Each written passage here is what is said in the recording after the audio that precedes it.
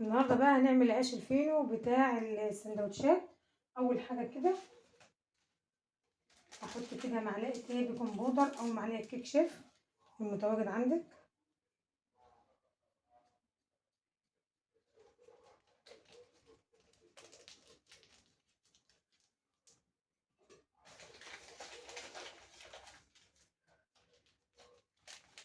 ظرف خميره.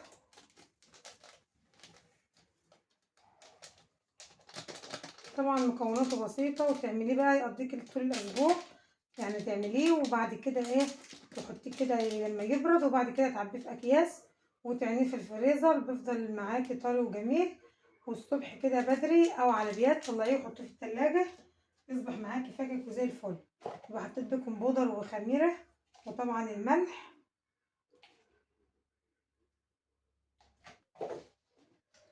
وهنحط سكر برضو علشان الخميره تشتغل معانا كده، وربع كوبايه زيت بس مش اكتر من كده. وهقلب بقى الخليط كله كده مع بعضه وهدخله وهعجنه كده، وبعد ما اعجنه هسيبه يرتاح. هنشوف كل حاجه مع بعض دلوقتي.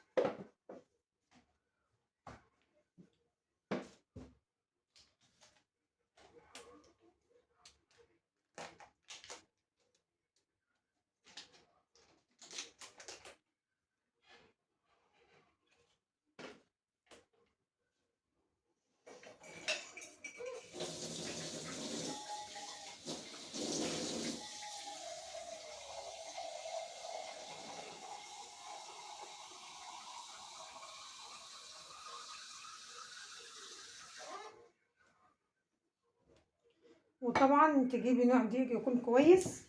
يبقى انا حطيت كده البيكنج باودر والخميره والملح والزيت والسكر بس مش اكتر من كده. ليه بقى كل يوم تشتريه بقد كده؟ يعني دولت هيعملوا معايا كميه حلوه. المكونات اللي عندي دي كيلو دقيق، وهنشوف هيعمل معاك قد ايه وتوفري كتير. وطبعا عامله حاجه نضيفه في البيت لاولادك، ويعني مية مية اهي. وطبعا تحط الميه كده بالتدريج علشان ما يمرقش منك مره واحده، لا عايزينه يتعجن عجين كويس عشان الخبيز دوت، يعني المخبوزات ديت الا ما هي اللي عجين. عندك بقى عجان اعملي في العجان، ما عندكيش عجان بقى زي كده هنعمل بقى على ايدينا وبرضه هنعجنه عجين مظبوط. واخدين بالكم؟ بسم الله.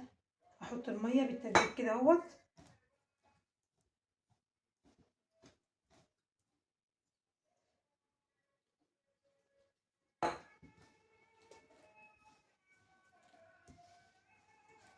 عندك بقى لبن بودره وعايزه تحطي لبن بودره وعايزه تحطي بيضه زي ما انت عايزه، بس انا عملته بابسط المكونات اهيت علشان كل اخواتنا كده وحبايبنا يعملوه وتبقى حاجه نضيفه كده لاولادكم. واخدين بالكم؟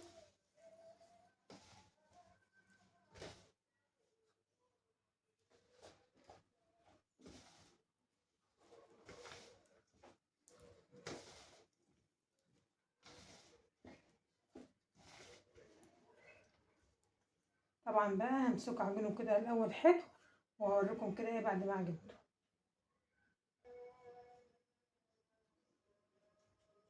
هحط معلقه زيت بس اهيت زي ما انتم شايفين. هلم بقى العجينه بتاعتي.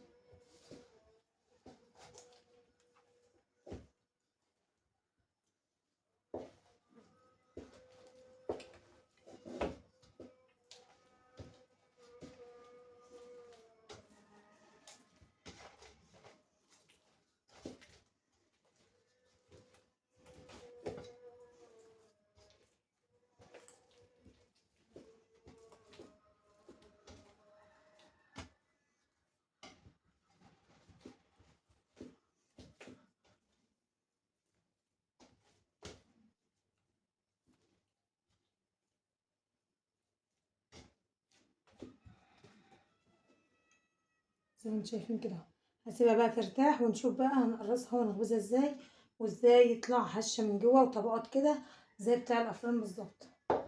طبعا بقى لو انت لسه جديده معايا في القناه يا ريت فضلا وليس امرا تنزلي كده تعملي اشتراك وتنوري في قناتي، هكون سعيده جدا بوجودكم معايا في القناه. ولسه محدش لايك انزل حط لايك وكملوا معايا الفيديو للاخر عشان نعرف كل تكات وحركات العيش الفينو. كده اهو زي ما انتم شايفين خمر معايا اهوت، شايفين شكله عامل ازاي. هطلع بقى منه الهوا كده وهمسكه بقى اقرصه كده كور، طبعا زي ما انت عايزه كور كبيره صغيره زي ما انت عايزاه. حاجه يعني حسب حجم الرغيف اللي انت عاوزاه.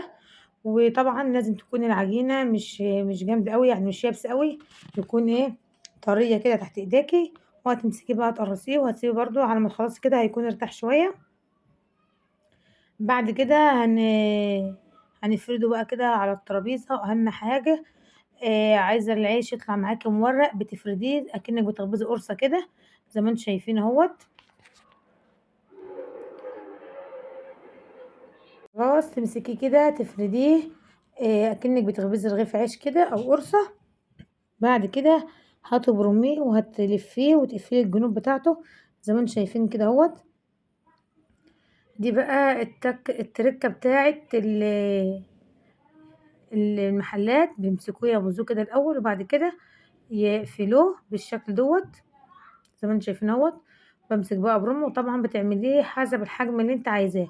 عايزاه رفيع بترفعيه، عايزاه مثلا تخين شويه كده وملان لو هتحشيه حاجه وكده بتعمليه برضو. فكله حسب الحجم اللي انت عايزاه اهوت. زي ما انتم شايفين طبعا العجينه ماشيه معايا زي الملبن ما شاء الله، لان انا عجناها كويس وسبتها لما اتخمرت وكل حاجه زي ما انتم شايفين اهوت. وهتلفيه اكنك بتلفي سندوتش كده زي ما انتم شايفين اهوت. وهتبرميه معاكي هيطلع معاكي ما شاء الله جميل جدا وهش كده. وهنشوفه بقى في الاخر بعد ما يطلع كده من الفرن عامل ايه. طبعا بقى لو الطريقه النهارده عجبتك ما تنسيش بقى تعملي لايك واشتراك وتفعلي زر الجرس وتختاري الكل عشان كل فيديو توصل لكم ونبقى عيله كبيره كده مع بعض. ربنا يخليكم ليا ويدومكم نعمه في حياتي يا رب. اهم حاجه تفردي كده الرغيف وتبرميه اكنك بتعملي سندوتش بالظبط كده زي ما انتم شايفين. هيطلع بقى معاكي مورق وجميل جدا من جوه وهش زي بتاع المحلات بالظبط. واهم حاجه تحطيه في حاجه ان انتوا ما عدتوش تشيليها منه تاني علشان ما يهبطش منك، واخدين بالكم. وجبت بقى الصينيه كده ودهنتها زيت ورصيته فيها بالشكل اللي انتوا شايفينه دوت. وهسيبه بقى لما يخمر كده وحجمه يتضاعف وهدخله الفرن بقى. واهم حاجه وانت مدخله الفرن ان انت تبخيه ببخاخه او بفرشه كده بسيطه، وتدهني الوش بقى. عايزه تدهنيه بيض ولبن، بيض مع فانيليا، ميه شويه ميه بسكر كده طبعا اللي انت عايزاه. انا بقى الشكل اللي عندي دوت انا ما دهنتوش اي حاجه خالص، يا دوبك خبزته وسبته خمر ودخل الفرن وطلع معايا بالشكل ده. طبعا انت عايزه تدهنيه اي حاجه تانية ادهنيه، دي حاجه ترجع لك انت. شايفين بقى بعد ما ارتفع كده ودخل الفرن وطلع، شايفين شكله عامل ازاي ما شاء الله جميل جدا. يعني شكله بيتكلم عنه، يعني مش محتاج ان انا اقول لكم بقى على الجمال والحلاوه دي. طبعا اهوت انا ماسكه بقى الكاميرا بايد والايد التانية، شايفين بقى هش من جوه ازاي وشكله عامل ازاي ما شاء الله جميل جدا. اللهم بارك يا رب. بيمط معايا زي بتاع المحلات بالظبط، شايفين شكله من جوه عامل ازاي وهش جدا. يا رب الطريقه النهارده تكون عجبتكم، ولو الطريقه عجبتكم بقى ما تنسوش تحطوا لي لايك، واللي لسه جديد معايا في القناه ينزل بقى يعمل لي اشتراك اللي بالاحمر تحت الفيديو ويفعل زر الجرس ويختار الكل عشان كل فيديو توصل لكم ونبقى على كبيره كده مع بعض. ربنا يخليكم ليا ويديمكم نعمه في حياتي يا رب.